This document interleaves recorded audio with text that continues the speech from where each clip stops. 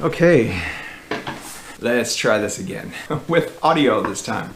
Hi, welcome back to Tim Two Wheels. Today, as you can tell by the title of this video, I'm going to be talking about a subject that a lot of people have been asking me about, and that is, where is your KLR and why are you riding a BMW now? I'm hoping that this video will address a lot of those questions and give you some insight as to why I made the change and why I don't have the KLR anymore. So for those of you who aren't aware, I used to ride a KLR 650, and for years I made a lot of KLR 650 related videos, maintenance upgrades, those sorts of things. In January of this year, and we're here in August now, so 8 months ago, I traded my KLR 650 in on a brand new, well, leftover 2017 BMW R1200 GS Adventure that you now see in my videos because it's the bike I have. First of all,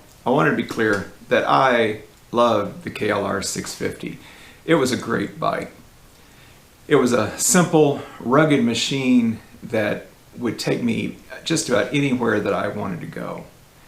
In fact, I once heard someone say, and I wished I could remember who said it or where I heard it, but it was something to the effect of that if you ride a KLR like a Jeep and not a race bike, then it will get you anywhere you want to go. And I've always remembered that saying, and I like it because I found that to be true. KLRs are not a race bike, and I don't think anyone would ever mistake one for it. But they are rugged, simple machines that are inexpensive to buy, inexpensive to own, and if you take care of them, they'll last you forever. When I bought that KLR, I purchased it used. It was a 2009 KLR 650. I was looking for something I could kind of get back into motorcycling with, explore my local area, on mountain roads, back roads, trails, Forest Service roads, that sort of thing. And it was a great bike for that. I went into it with the expectation that it was going to be a simple, rugged, inexpensive bike to purchase, as well as an inexpensive bike to own and operate and maintain. And it was all of those things. However, one of the things that I didn't anticipate was that my wife would enjoy riding with me two up as much as she did. And that's a good thing because I really enjoy having her with me and sharing the experience of sights that we see, places that we can go together. It's just a whole lot of fun. So I found myself trying to ride longer distances two up, and I think everyone can agree that that's not really where the KLR shines. That's just simply not one of its strong suits. For those reasons, I was looking for something that would be better suited for longer distance two-up touring, and that still had the ability to go where I wanted to go, to take a gravel or forest road, to take a trail, to do those types of riding.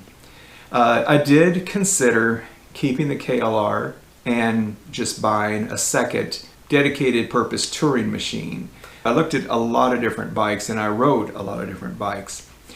All fine machines, but there was just something that a straight up touring machine didn't do for me. I like the adventure type bikes. I love the upright seating position. I like the way they look. I like the way they handle, their kind of all-purpose utilitarian aspect.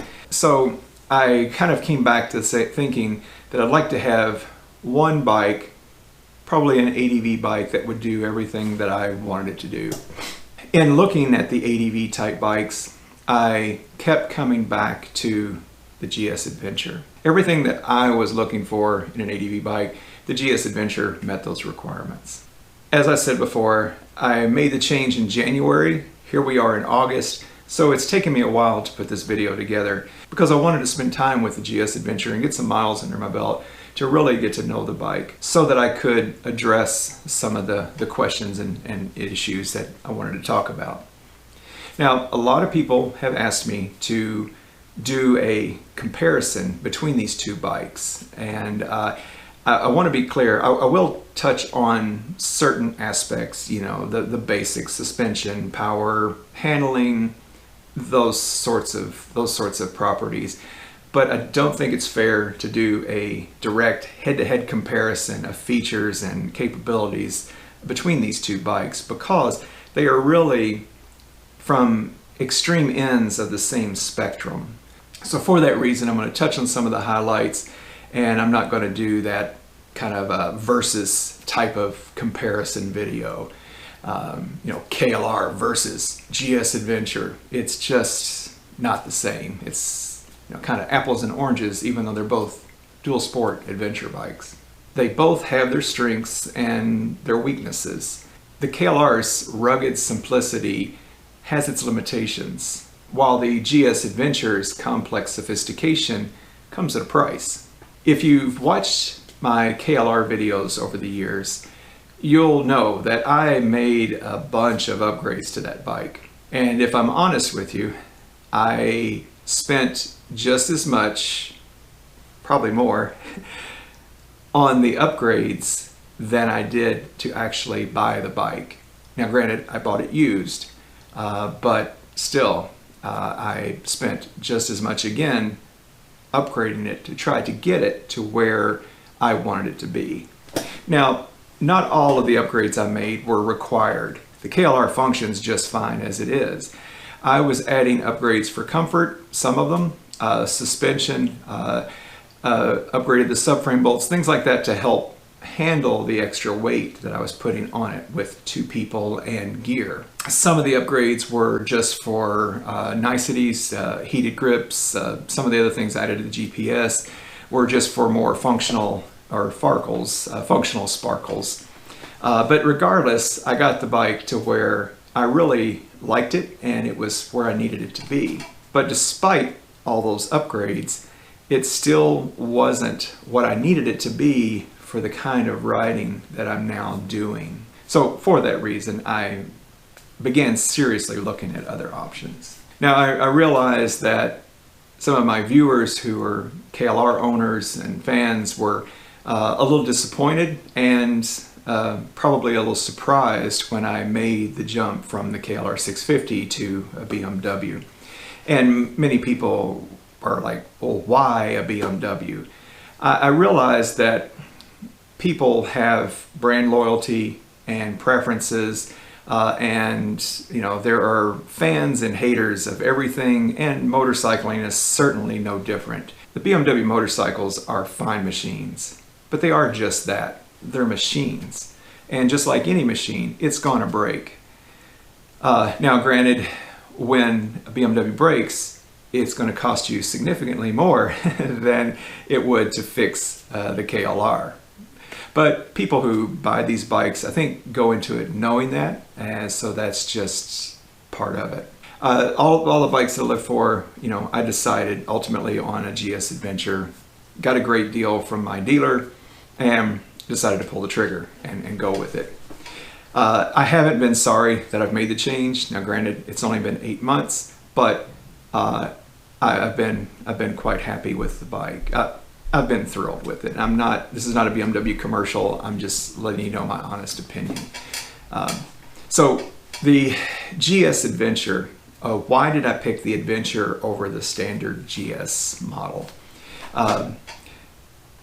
For 3 reasons, and a 4th little one I'll get into, but 3 main reasons why I picked the Adventure model over the standard GS was 1, fuel capacity.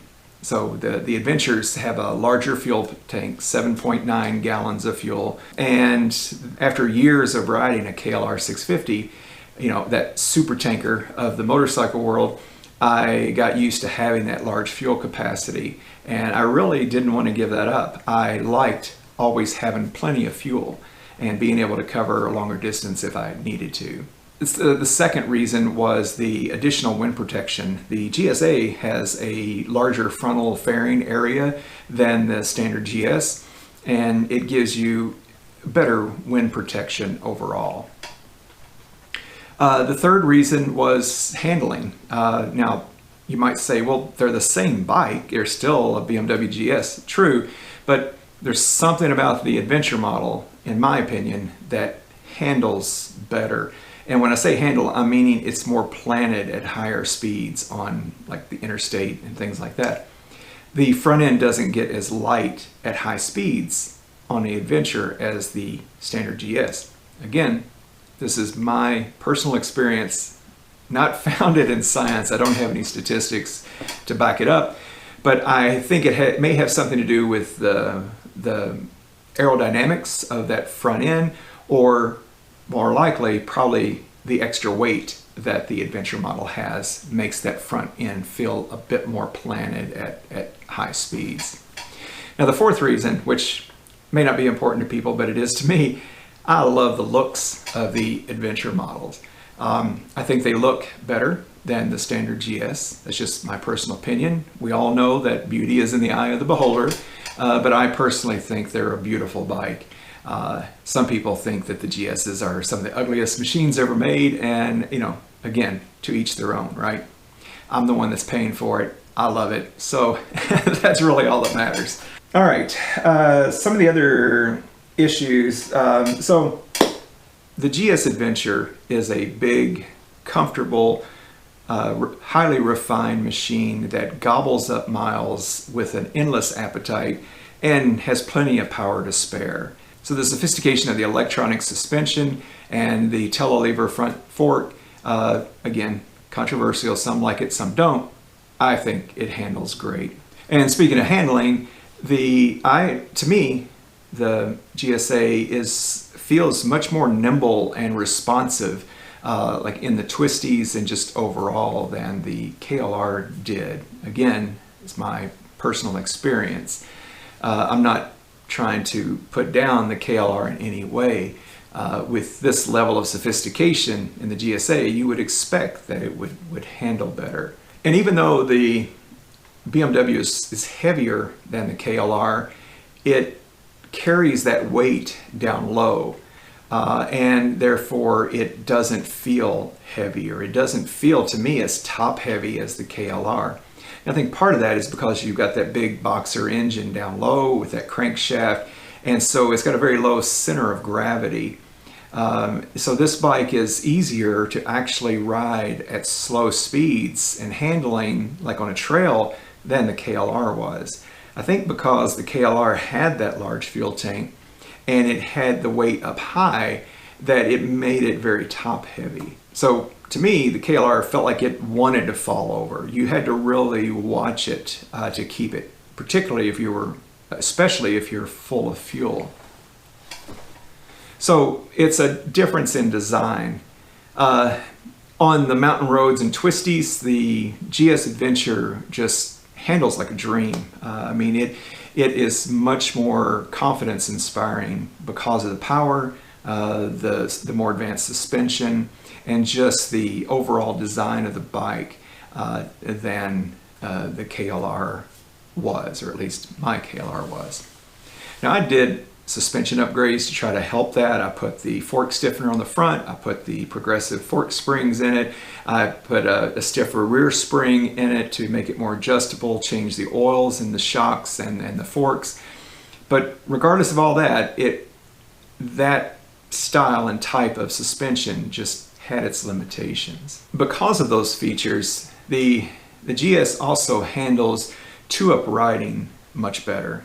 And that's no surprise, really. I mean, that's what this bike was designed to do. It was to handle two people, full luggage, and do everything that it was designed to do. Lastly, the power. Now, having that much extra power in reserve is very, it's a big comfort. You can get yourself out of tight spots in traffic. If you're pulling a steep hill, again, I live in the mountains, with two people and a lot of luggage, it just takes up takes off and doesn't really even know the hill's there, doesn't really even know that we're on the bike. I mean, it performs well. Now, granted, again, it's not fair to compare that kind of performance because you're talking about, what, a 35 horsepower output on the KLR versus 125 horsepower output on the GS Adventure. So you're talking close to 100 horsepower, 85 to 90 horsepower increase. With that kind of increase, you would expect it to perform better, and it does. So all of these features that I'm talking about, again, I'm not trying to bash the KLR. Keep in mind that when you look at a bike, these two bikes, and this one, the GSA, is roughly 4 times more expensive than a brand new KLR. You would expect this one to perform better, to have all the bells and whistles, to have all the integrated systems, to basically be everything that you expect it to be at that price point. So again, that's another reason why I say it's not fair to compare these two bikes. Continuing with the honest assessment here, as much as I love this new GS Adventure, there are times that I do miss my KLR. That's just the way it is. Doesn't make sense, but I do.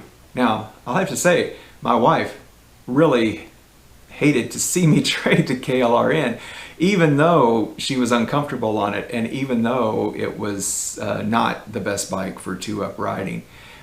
She really hated to see me do that. But from a financial perspective, I needed to. I didn't really need 2 bikes of the same type, or 2 bikes that's similar in the garage. And I knew that if I had kept the KLR, it was going to sit far more than I rode it. And that's not good on the bike. It would have killed me to see it just sit there so much. So for that reason, even though it was enjoyable to ride and I would have ridden it some, it was better for me to trade it in and let someone else have the opportunity to buy that bike and enjoy it and keep it out there on the road. So I don't regret making the trade. I still have a very fond place in my heart for KLRs, and I always will. But you know, for the type of riding that I'm doing now, the GS Adventure is just a much better fit for me personally. And that's really what it all boils down to. So, I mean, if you look at it, both of these bikes will take you around the globe. Both of these bikes are very reliable and rugged and dependable. And both of these bikes have a very strong following. But at the end of the day, you need to ride what suits you the best. So I could sit here and talk about this all day long. I don't want to bore you and make this an unnecessarily long video, especially since I'm not doing anything interesting for you to watch. So, but again, this was a viewer requested video. I hope this is informative and that it helps you understand why I did what I did, and also to help, to help give some information to people that may be in a similar situation. Now, I have talked to people that have gone the other way, who have gone from a GS or GS Adventure and gone to a more mid-sized bike like the KLR or like a DR or some of those machines. And that's fine, because they're looking to get away from some of that expensive sophistication and go to a more simple and economical bike to operate and own. And there's nothing wrong with that at all. Again, all of our situations are different. We all have different requirements. A bike that works well for me doesn't necessarily work well for you, and vice versa. So at the end of the day, we all just ride what we like, and that's what it's all about. So I hope this was helpful. This is Tim Two Wheels, and as always, thank you so much for watching.